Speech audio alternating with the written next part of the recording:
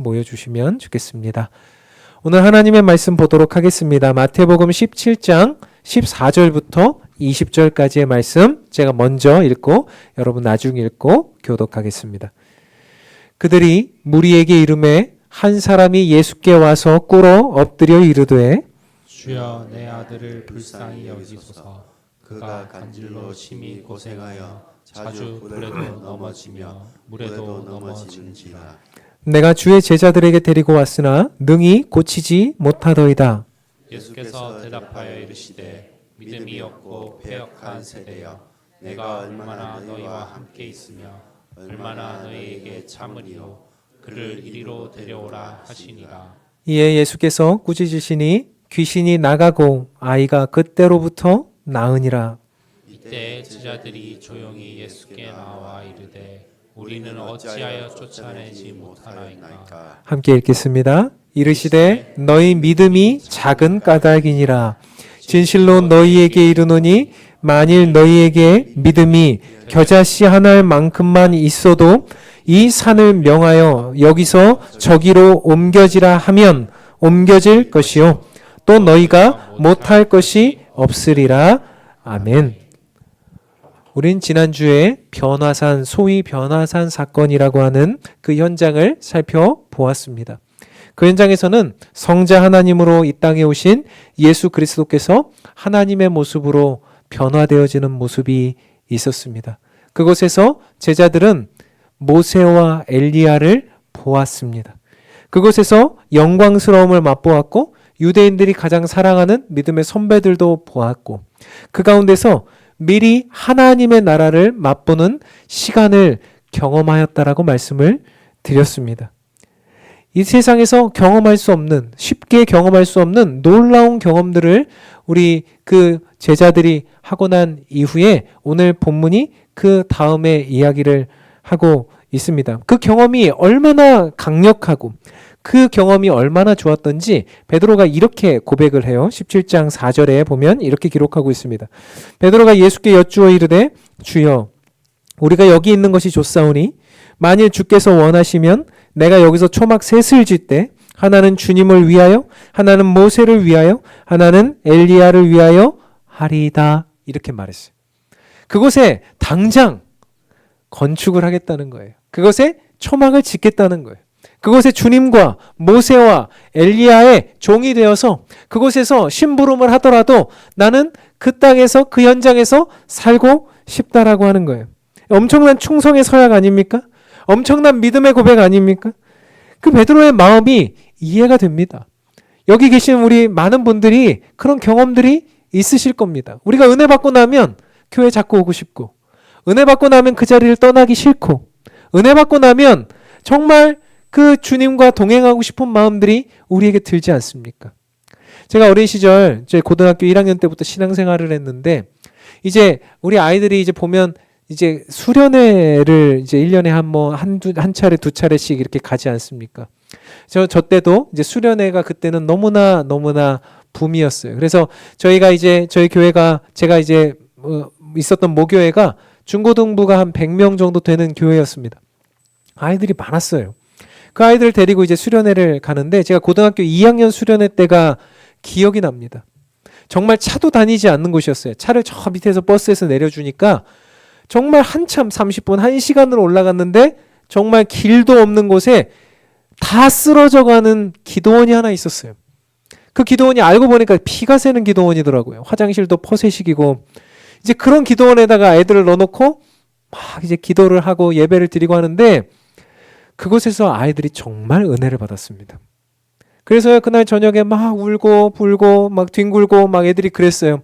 눈물 콧물 다 범벅하고 거기에 막 흥건하게 젖어 있고 막 이런 이제 은혜를 소위 우리가 받았다라고 하는 일들이 있었습니다. 그리고 그 수련회를 이제 2박 3일 수련회를 잘 마치고 내려와서 이제 교회로 돌아왔는데 정말 그 아이들이 너무나 은혜를 많이 받았던 거죠. 그래서 그 다음 날부터 교회에 모이기 시작했어요. 오전에 모여서 2시간 기도하고 점심 먹고 또 그 몇몇의 아이들은 또 모여서 기도하고 찬양하고 그런 일들이 며칠간이나 지속되었어요.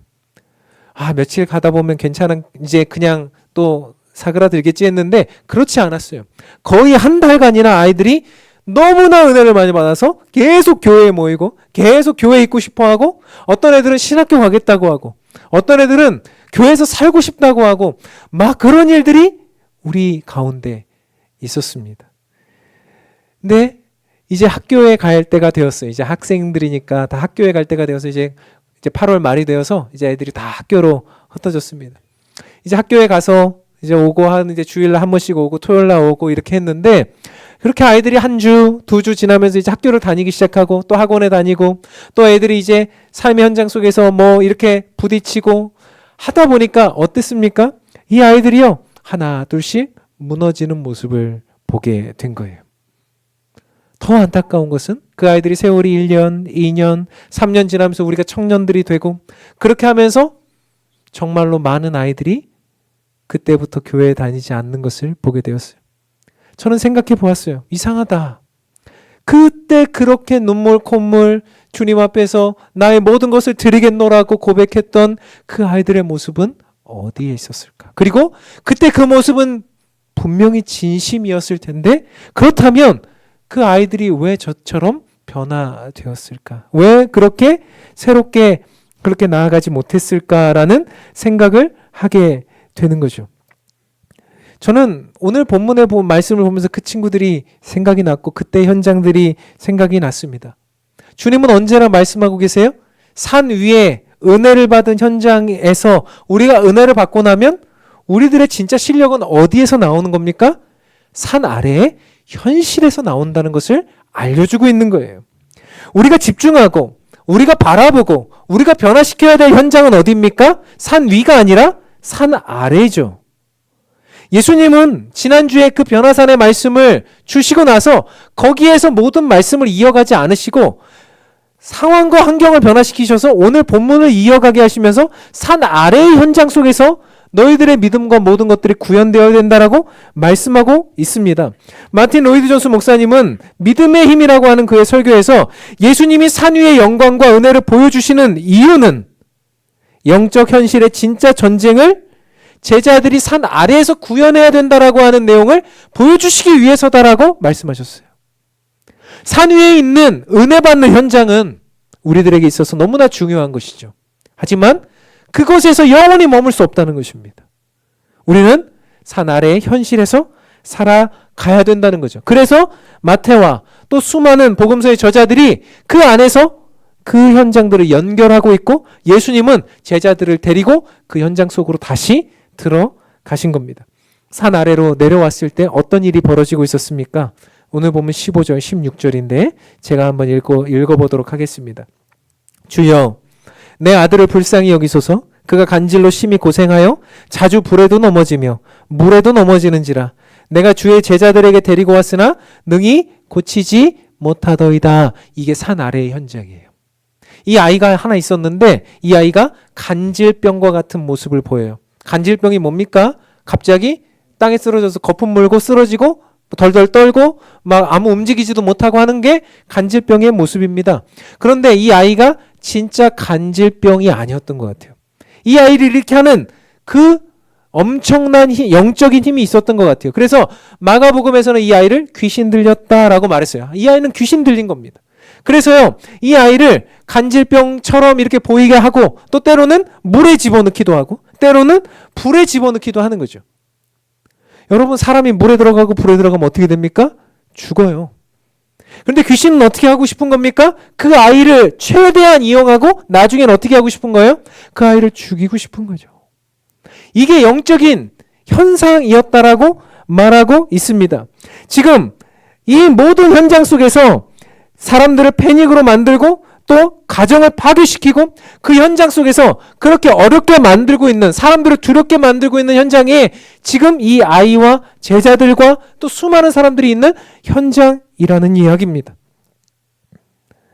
지금 남은 제자들, 지금 세 제자들 빼고 남은 제자들이 그 산 아래에 있었는데 남은 제자들은요, 이 아이의 귀신 들림을 능히 고치지 못했고요, 쩔쩔매는 장면이 등장하고 있는 거예요. 그의 아버지는 이렇게 예수님께 말했습니다. 제가 예수님의 소문을 듣고 이 아이를 데려왔는데 당신의 제자들은 이 일들을 감당해내지 못하는군요. 이 일 속에 예수님의 역사와 은혜를 많이 경험한 이 제자들조차도 지금 이 아이 하나 고치지 못하는군요.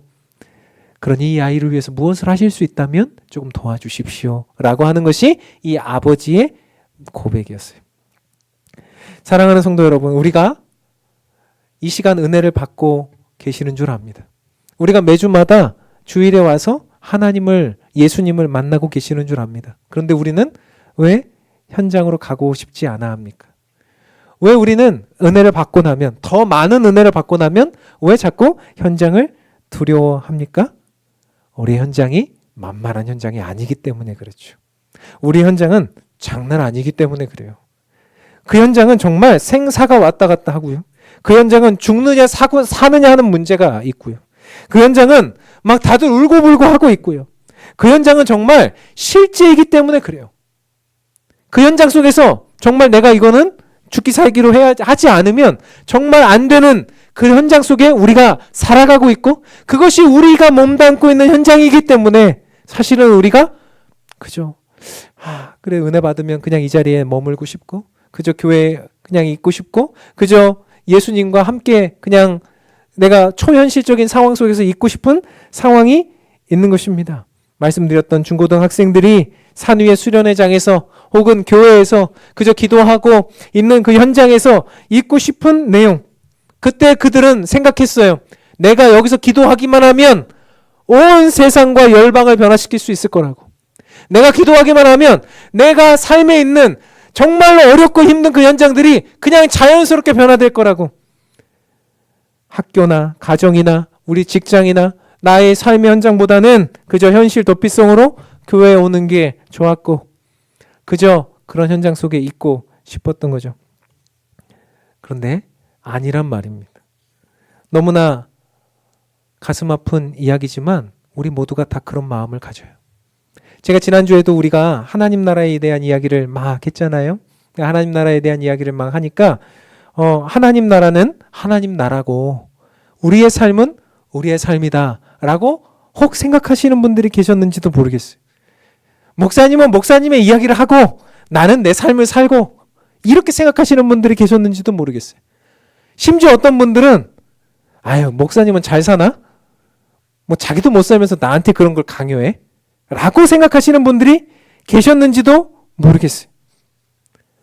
우리가 마치 영화 한 편을 보듯이, 우리가 드라마 한 편을 보듯이 이 자리에 앉아 있지만 그저 앞에서 선포되어지는 말씀, 어떤 이런 스토리에 관련한 이런 말씀들, 그런 하나님의 말씀들은 그저 그런 이야기일 뿐이고 내 삶은 조금 동떨어져 있다라고 생각하시는 분들이 계시는 줄 모르겠어요. 일면은 이해가 돼요. 그 고단함과 그 어려움이 느껴져요. 그렇지만 사랑하는 성도 여러분, 예수님은 말씀하시잖아요. 예수님은 오늘도 이 자리에 계시잖아요. 주님이 산 위의 영광을 보여주셨으면, 이 예배 가운데 우리에게 은혜를 주셨으면, 내 마음속에 깨달음을 주셨으면 우리는 어떻습니까? 현장으로 나아가서 살아낼 수 있는 힘과 능력을 가져야 한다는 거예요.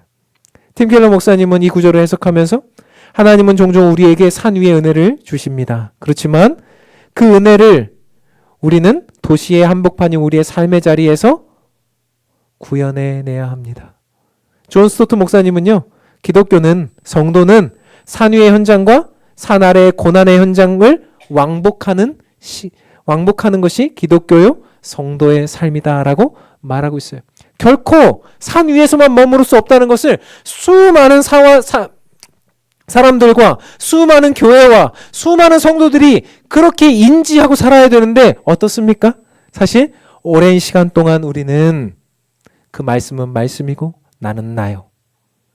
그 삶은 삶이고 하나님 나라는 하나님 나라고 내 삶은 이 땅의 나라요 라고 하는 그런 삶의 현장으로 살아가고 있었다는 거예요. 사랑하는 성도 여러분, 아닙니다. 성도의 삶은 산 위의 영광의 현장과 산 아래의 죄악의 현장을 연결하는 교차점이어야 된다라고 말하고 있어요. 그래서 저희 교회가요, 그 비전 중에 하나가 뭡니까? 행동하는 신앙인을 세우는 교회예요. 행동하는 신앙인을 세우는 교회. 여러분, 행동하는 신앙인이 무엇을 행동하는 것입니까? 하나님의 말씀이 구현되는 거죠. 하나님의 말씀은 내 삶에서 살아내는 거죠. 하나님의 말씀이 내 삶에서 단 한 자락이라도 살아낼 수 있는 그런 힘을 길러내는 거죠. 그래서 이 순간, 이 자리에서 우리는 끊임없이 하나님의 말씀을 나누고 도전하고 있는 것입니다. 참 쉽지 않아요. 현실이 어렵다는 것 인정합니다. 이해합니다. 그러나 우리가 계속해서 초막을 짓고 그 산 위에서 살 수는 없지 않겠습니까? 산 아래로 내려와서 그 아비의 울부짖는 절규를 들어야 되지 않겠습니까? 우리 산 아래로 내려와서 우리가 그 삶의 현장 속에 내 삶을 변화시켜 가야 될 그 현장에 있어야 되지 않겠습니까? 그렇다면 어떻게 내려와야 되냐? 우리가 그냥 내려가니까 계속 실패하고, 그냥 내려가니까 계속 지고, 그냥 내려가니까 슬퍼지던데, 그러면 어떻게 해야 되냐? 오늘 본문 보니까요, 여러 가지 내용들이 나와 있는데 이 본문을 병행하고 있는 마가복음 9장에 보니까 좀 자세히 나와 있어요. 그래서 제가 마가복음 9장을 보니까 이렇게 해야 되겠구나라는 생각을 했습니다. 그래서 마가복음 9장 17절부터 22절까지를 저와 여러분이 한 절씩 좀 교독하면서 다시 한번 읽어보도록 하겠습니다. 같은 현장입니다. 제가 먼저 읽겠습니다. 17절입니다. 무리 중에 하나가 대답하되 선생님, 말 못하게 귀신 들린 내 아들을 선생님께 데려왔나이다. 귀신이 어디서든지 그를 잡으며 거꾸러져 거품을 흘리며 이를 갈며 그리고 파리에 지는지라. 내가 선생님의 제자들에게 내쫓아 달라 하였으나 그들이 능히 하지 못하더이다.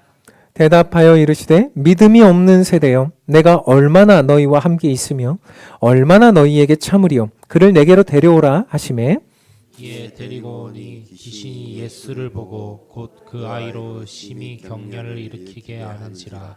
그가 땅에 엎드려져 구르며 거품을 흘리더라. 예수께서 그 아버지에게 물으시되 언제부터 이렇게 되었느냐 하시니 이르되 어릴 때부터니이다. 귀신이 그를 죽이려고 불과 물에 자주 던졌나이다. 그러나 무엇을 하실 수 있거든 우리를 불쌍히 여기사 도와 주옵소서. 아멘. 지금 제자들과 이 아버지가 왜 그렇게 무기력하게 계속해서 귀신한테 당하고 있었어요? 뭐 때문입니까? 예수님이 왜 너희들은 귀신을 쫓아내지 못하고 있다라고 말합니까? 믿음이 없어서예요. 믿음이 없어서. 믿음이 없다는 것은 예수님의 책망의 대상인 거예요. 믿음이 없으면 삶을 변화시킬 수가 없습니다. 우리가 세상에 나아가기 전에 꼭 이 순간 하나님의 영광을 보는 이 순간에 우리가 준비해야 될 것이 무엇입니까? 믿음이에요. 믿음은 우리들의 삶의 현장에 있는 전장을 바꿉니다. 믿음은 우리가 승리할 수 있는 비결입니다. 믿음은 우리가 세상에 나아가 쓸 수 있는 무기입니다. 예수님은 믿음이 없는 우리들에게 믿음이 없는 세대여 내가 얼마나 너희와 함께 있으며 얼마나 너희에게 참으리요 하셨어요. 오늘 이 아버지를 보십시오. 아버지가 얼마나 믿음이 없던지 어린 시절부터 그렇게 귀신 들려서 물에 들어가고 불에 들어가고 간질병을 일으키고 하는 이 아이가 어린 시절부터 그랬는데 지금 예수님 앞에 나와서 뭐라고 합니까? 이미 자포자기, 이미 이게 될까? 이런 마음을 가지고 왔어요. 그래서 뭐라고 합니까?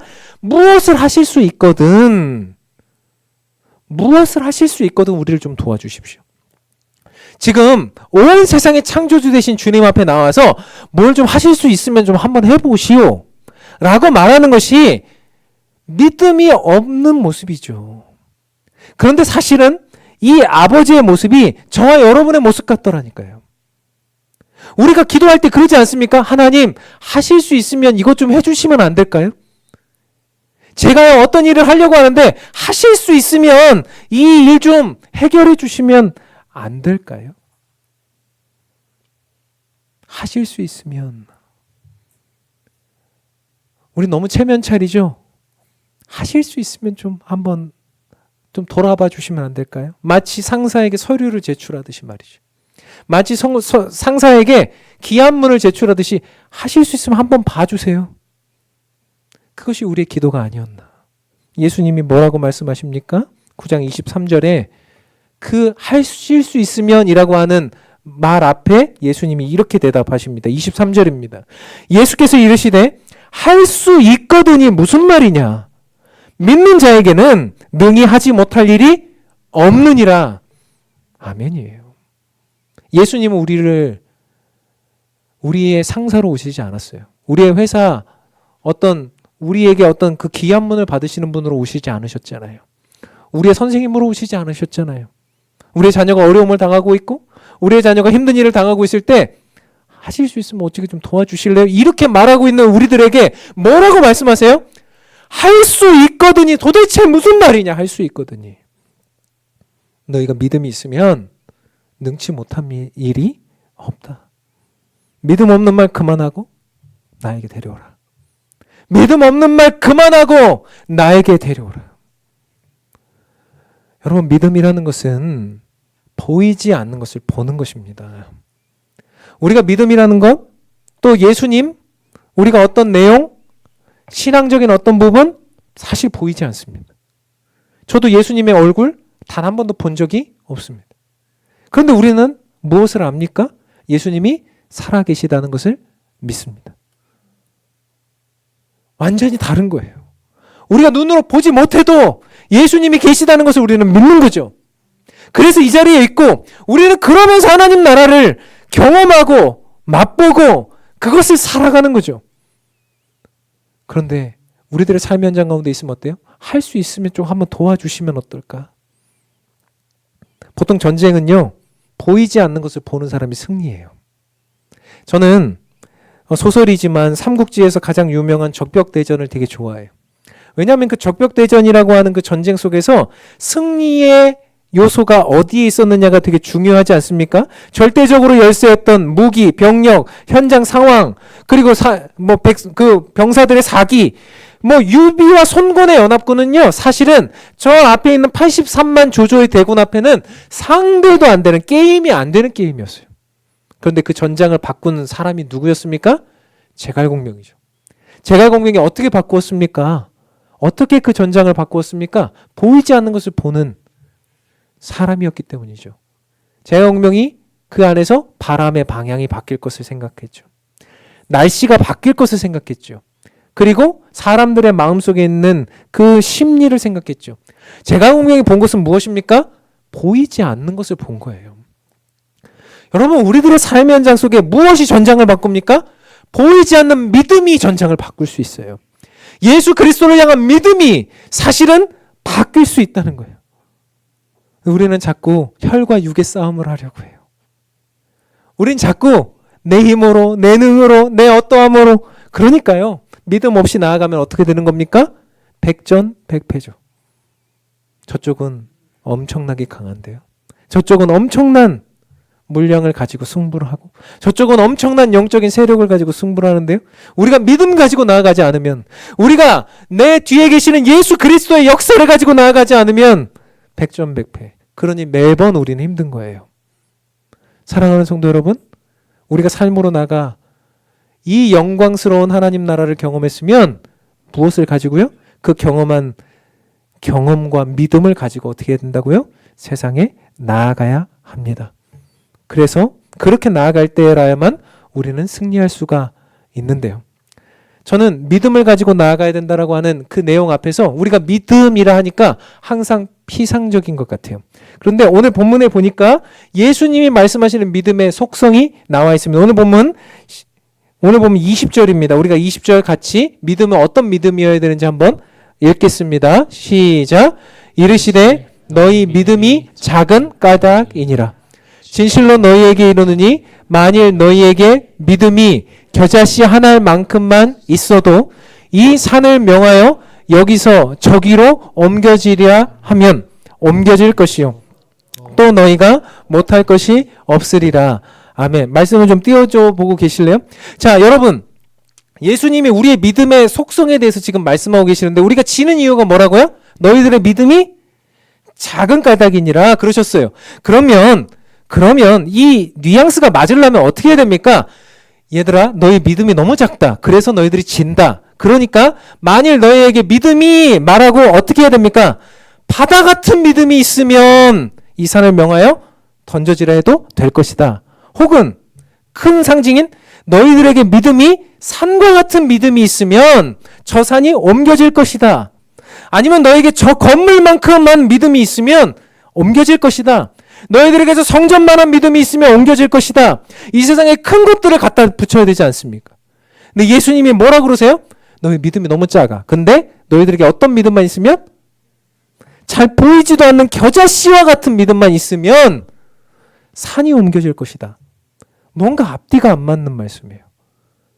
여기서 겨자씨는 작은 것의 대명사인데 예수님이 왜 그 작은 겨자씨의 대명사를 여기다 갖다가 붙이셨냐 이 얘기입니다. 우리의 믿음의 속성이 어때야 된다는 겁니까? 예수님은 믿음에 크고 작음에 포인트가 있다라고 말씀하시지 않아요. 우리들의 작은 믿음은 어떤 믿음이었다라고 말씀하고 계시는 겁니까? 죽어있는 믿음이었다는 거예요. 우리들에게 어떤 믿음이 필요하다고 말씀하시는 거예요? 살아있는 믿음.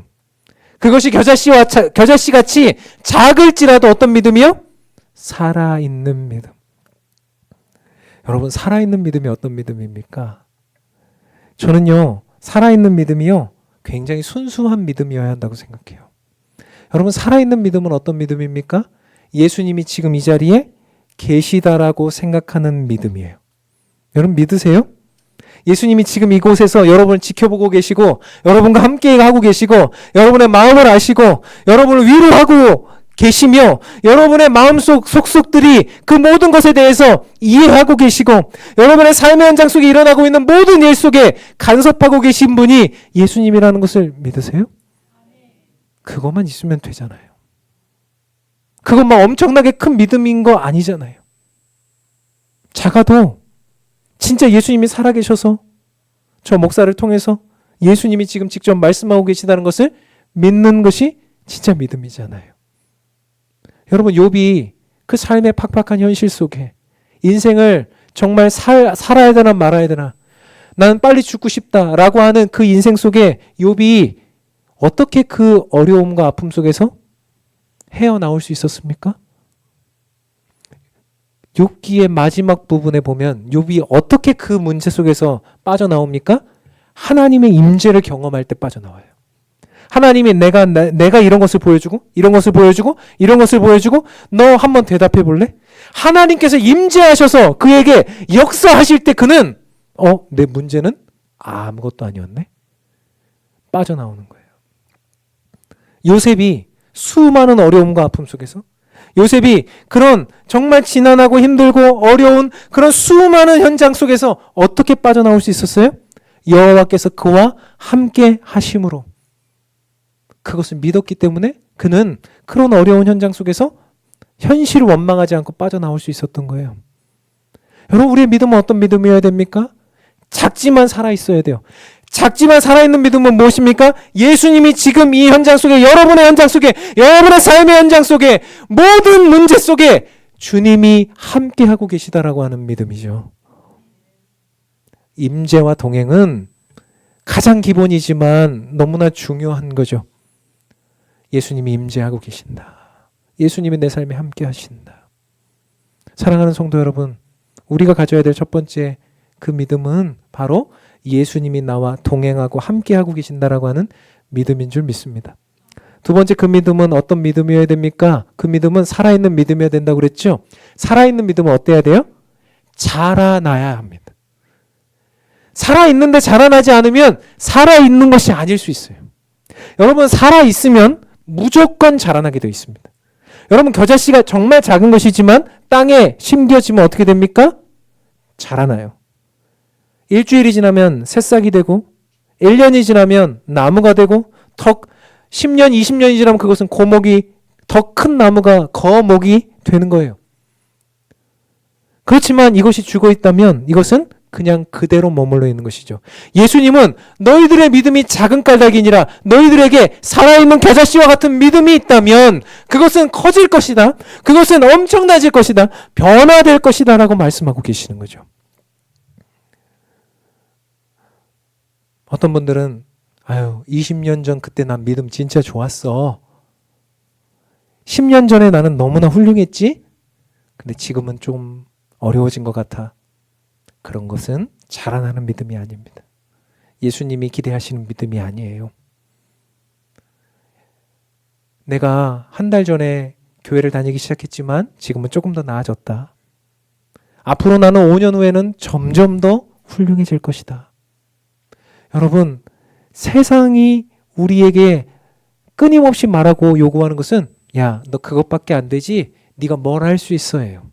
근데 예수님은 뭐라 그러시냐면 야, 너 그것밖에 안 되지? 근데 오늘 하루를 가면 돼.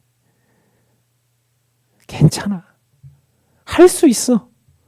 하루만큼의 그 길을 가자. 하루를 가고 이틀을 가고 365일을 가고 1년을 가고 2년을 가고 10년을 가면 훌륭해져 있어. 이게 자라나는 믿음이에요. 단숨에 세계의 열방을 품으라고 하지 않으세요. 단숨에 사랑이 안 되는 원수를 품으라고 하지 않으세요. 단숨에 어떤 이 지역사회를 마음껏 변화시키라고 하지 않으세요. 단숨에 이 교회가 1000명, 5000명이 되라고 하지 않으세요. 예수님은 오늘 한 걸음을 가자는 거예요. 그런데 오늘 한 걸음을 못 떼면 못 가는 거죠. 우리가 집중해야 될 것은 오늘 작아도, 오늘 연약해도, 부족해도 겨자씨 하나과 같은 믿음이 있느냐, 자라날 수 있는 생명이 있느냐입니다.